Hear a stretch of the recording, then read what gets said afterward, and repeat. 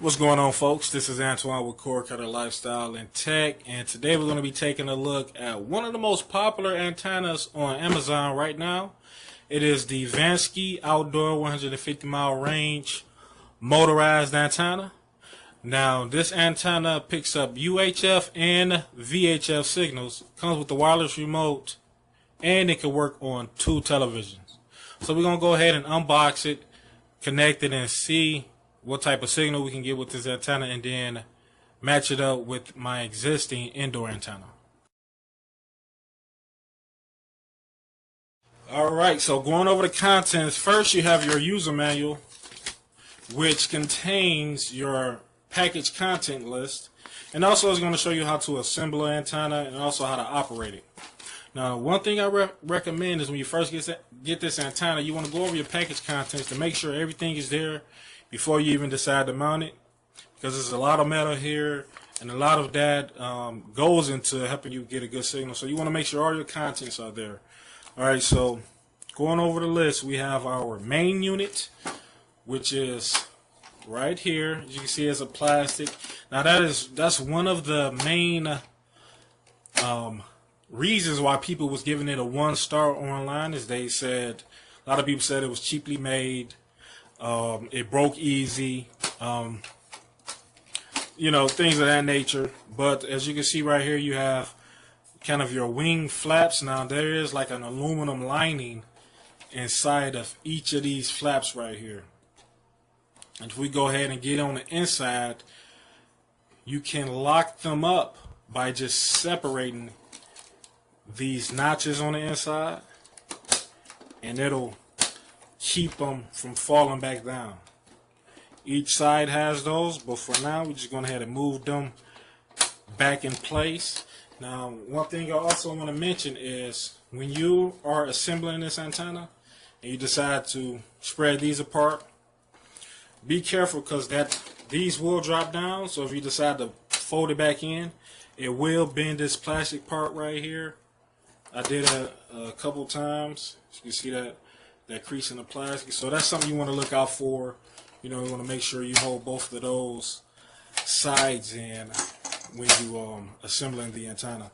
Now, looking on the bottom, you have your coaxial output, then you have your power LED, and these 2 wings right here, these are going to support your VHF signal frequencies.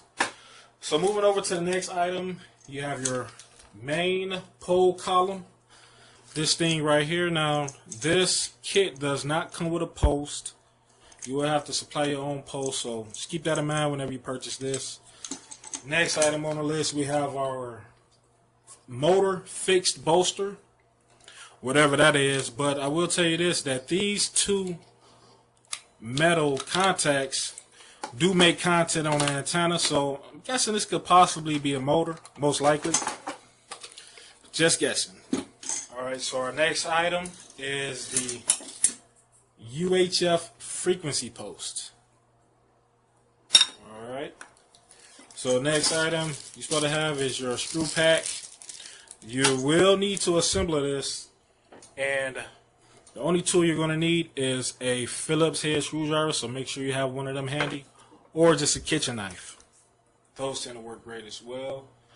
And next you have your power supply. Now, one thing about the power supply, and something they also mentioned, you have 2 outputs. You have this one that has the coax already connected, and then you also have this one right here, if we could get a close-up on that. So TV1 and TV2. Now, this doesn't mean each TV is going to have to watch the same channel. Simply means that the signal is being split for 2 outputs. 2 different TVs can pick up this one antenna signal. That's all that means. And then this port right here is going to be your input from the antenna. So when you connect your coaxial, you're going to go from this port to the antenna port right there. Next item we have is our wireless remote control. As you can see, we only have 2 buttons. And also I want to mention is batteries are not included. You will need 2 AAA batteries. Next item we have is our 33-foot coaxial cord. Now this coaxial cord, it feels like RG6, but it's actually RG59, excuse me. If you could just go ahead and look in there, you'll see that it's thinner than RG6. And also, you know, it's a thicker quality, so that means that it's most likely more protected than your standard RG59. And also, you have your weather boot right here, which this is going to go out to the antenna. So, you know, your antenna is going to be outside. You want to connect this to your antenna. Then you're going to slide this weather boot up to protect it from moisture, things of that nature. So, 33-foot coax, power adapter, and the instruction manual. So we're going to go ahead and get this thing put together. Then we're going to go ahead and hook it up to our TV and run a test.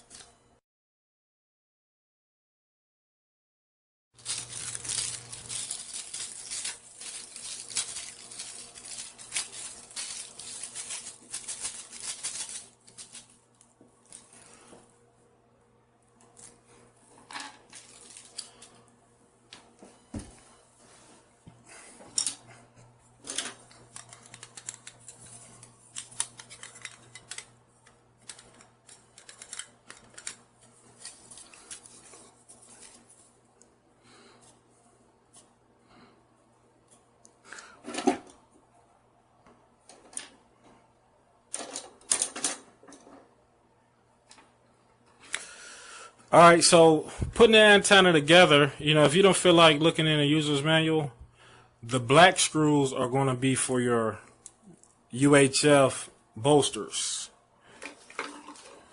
or UHF frequency pickups. Alright, so whatever they call them. Alright.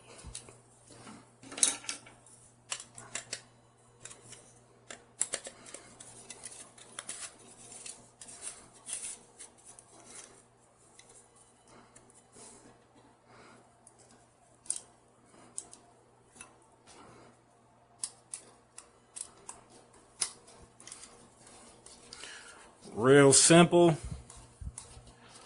All you're doing is matching the holes up with each other.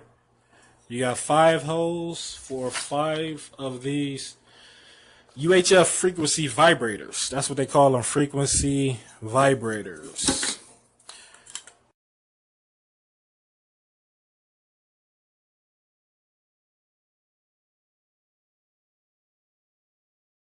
Okay, so we have our vibrators connected. Now we're gonna connect the vibrator to the antenna. Now looking at the main antenna, you see we got a hole right there. So we got one big hole right here. You know, you're gonna open these up, and these are just gonna lock into place down there. This is for anybody who's having trouble putting this antenna together. You know, just follow along with the video. So that's going to just sit down right in there. And I mean, you can obviously go through the user manual, you know, but it's pretty much cut and paste. Looking at the screws, you have one longer screw, so obviously that is going to be, I think I pointed to that hole earlier, but I believe it's going to be this hole, the bigger hole right there.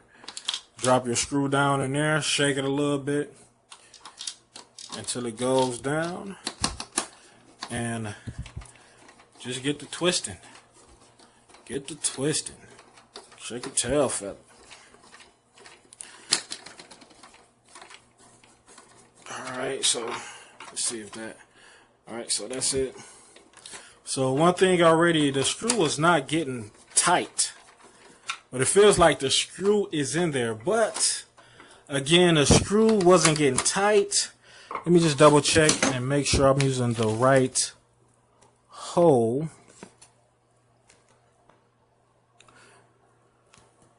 Yeah, that's the right hole. So the screw in this portion wasn't getting tight, but I doubt if it come back out. So next thing you want to do is just open your flaps, and you want to reach in there and slide these down to lock it in. See, if you pull it, it'll come out. So you want to just reach in there and slide them.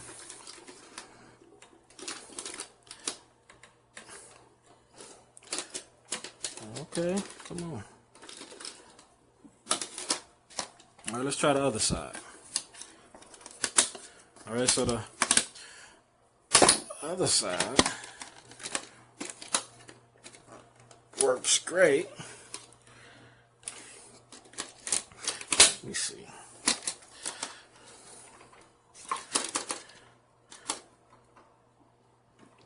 Okay, so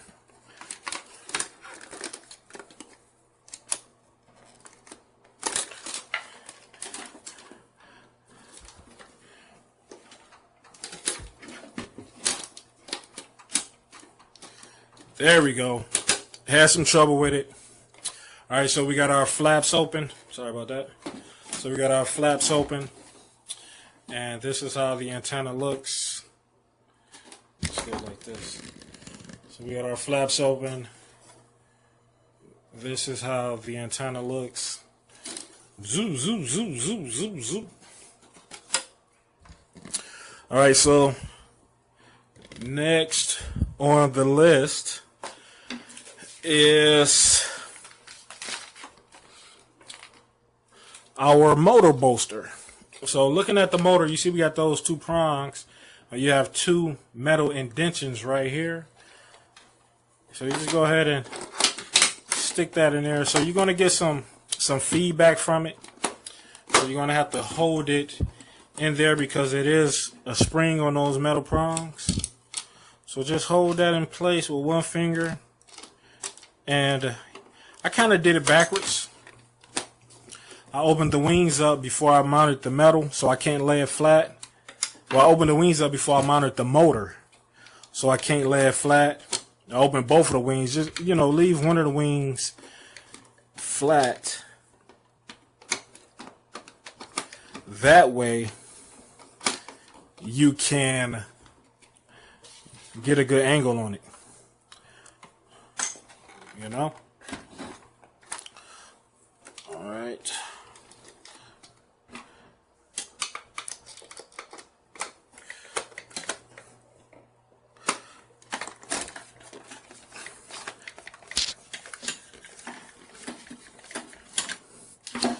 Alrighty, one more. How about that? One more screw to go. And like I said, you know, if you already know how to put this thing together, you can skip over this part. And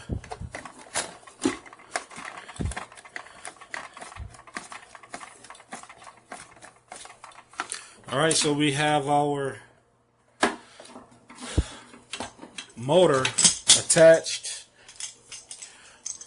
Last part to attach as far as assembly is this, and as you can see, you have your screw holes and you have your notches. So you just put it on there and turn it around until it falls in place. All right. And I will say this: make sure you have your tighteners on the outside. That way you don't get caught up. Tell you what I'm gonna do.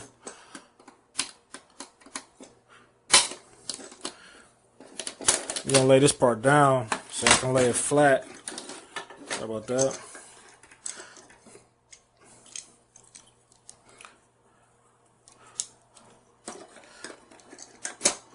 There we go. We got 4 more screws to put in place. Now I can tell you this is real tight, especially where our knob's at. You know. If you can get you a magnetic screwdriver, unless you have some real good steady hands,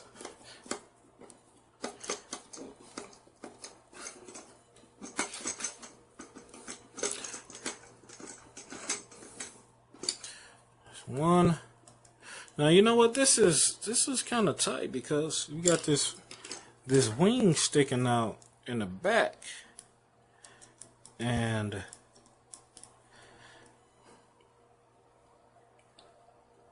if you don't have a steady hand or bad eyesight, I can see you throwing this thing. Just because of that one slot back there, will make it two, because we have this area between our two knobs that's real tight. But you know, you should be able to do it. If I can do it, you can do it.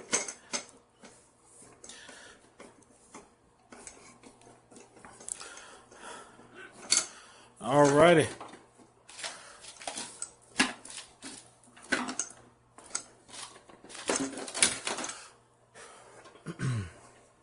We got one more screw to connect, and we are in the game. Alrighty.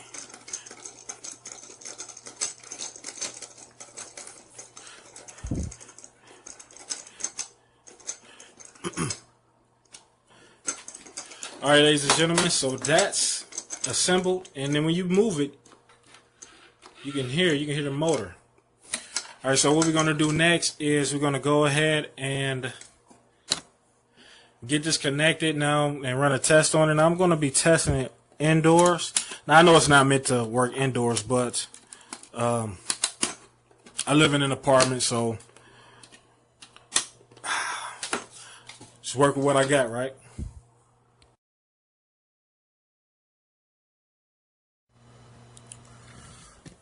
Alright, folks, I hope you can see that. Now, on this part, we're going to be connecting our power supply. We are going to be using two televisions to test it out. This one, I'm going to have one going directly into my television, and then the other going into a converter box. So I have my own coaxial cord right here, and this is going to go into my converter box. Converter box is right here, so I'm just going to take my existing antenna, which is the You Must Have indoor antenna. So I'm going to connect that to the antenna in, or the end part of my converter box. And then whatever television you have, you're just going to connect it to the coaxial port on the back of your television. So, and the converter box is connected via HD cord, and the second part is just going to go to a second television that is just connected. It's just going to be using a coax, just simple coax.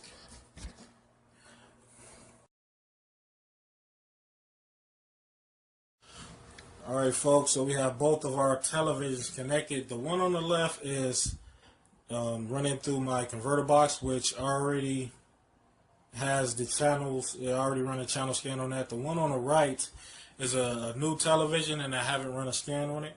So what I'm going to do here is we're going to go ahead and run a channel scan on each device. We got the converter box going, and just need to get the smaller television .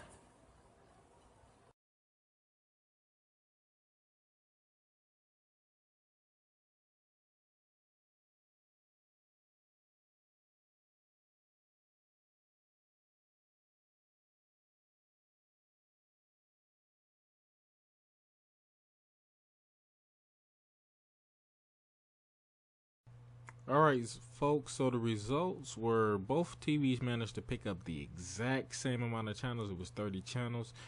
And if you follow my channel, you know that for this particular area of my apartment, PBS is a hard channel to get. Out of all of the antennas I have, the antenna I was using, which was the You Must Have, was the only antenna that was able to pick up PBS. But this antenna was able to pick up PBS no problem. All four of them, PBS Kids, Create TV, and World TV, all of them picked up with no pixelating. And I just laid in. I didn't install it outside. I just laid it right next to the window, upside down on the floor, and it still managed to pick up PBS. So, and also the channels it picked up were most of the channels I already get with my other antenna. Now my other antenna, it picks up double channels. So for example, ABC, I had ABC on there twice. ABC sub channels, I had them on there twice. So I actually didn't see a difference in the programming I was receiving from this antenna. Now the main concern is this channel suitable for outside weather? Looking at it, me personally, I wouldn't think it would last outside. Another YouTuber said that these things usually go bad within a year, and that I can believe. If you have it outside, of course, you know, it's mainly plastic. I would say it's 60% plastic. You know, I could see this working as a great, actually a perfect antenna, an attic antenna, a perfect attic antenna, because for my situation, for me to be able to pick up PBS with the antenna laying on the floor, not out in the window like I normally have my antenna, is just amazing to me. And as far as the motor, now with the motor, it seems there's no sense of direction. Even with the remote control, there's no left and right. I tried a couple of things or tricks to see if I can control which way to turn, but it didn't work. You know, whether it's clockwise or counterclockwise, it made no difference whether I was using a remote or using the big red button on the main power supply. It just seems to me that it went the direction it wanted to go. Now the instructions say, when using the remote control, it doesn't say anything about the big red button on the power supply. It says when you press the left/right button, remote button, the antenna may rotate in clockwise manner. Now it says when you press either button, right? It says when you press the left or the right button, the antenna may rotate in a clockwise manner about one round, which is a full rotation. Now I will say this: you have to hold the button for it to keep rotating. So you will have the full control of it when it comes to how far you want to rotate it. You know, if you press it, tap it, if you tap it, it's just gonna rotate a little bit. If you hold it, it's gonna keep rotating until it hits like an end. It's gonna stop. Then it's gonna go back the other way. But what I did was I tried pressing it twice pressing it twice quickly to see if it'd go back the other direction, and that seemed to work with a remote control and with the power button on the main power supply. And also, you don't need to have the power supply powered on. You're still going to receive television even with the power supply off. So just keep that in mind. You don't need to have the power supply on. I would say just turn the power supply on when you want to rotate your antenna. And of course, whenever you rotate the antenna, most likely if you're missing some channels, you're going to have to do another channel scan. Overall, when you look at it, if it keeps you from going up on the roof or going back in the attic, running up and down in the attic, hey, it works, you know. But overall, in closing, will it make a great outdoor antenna?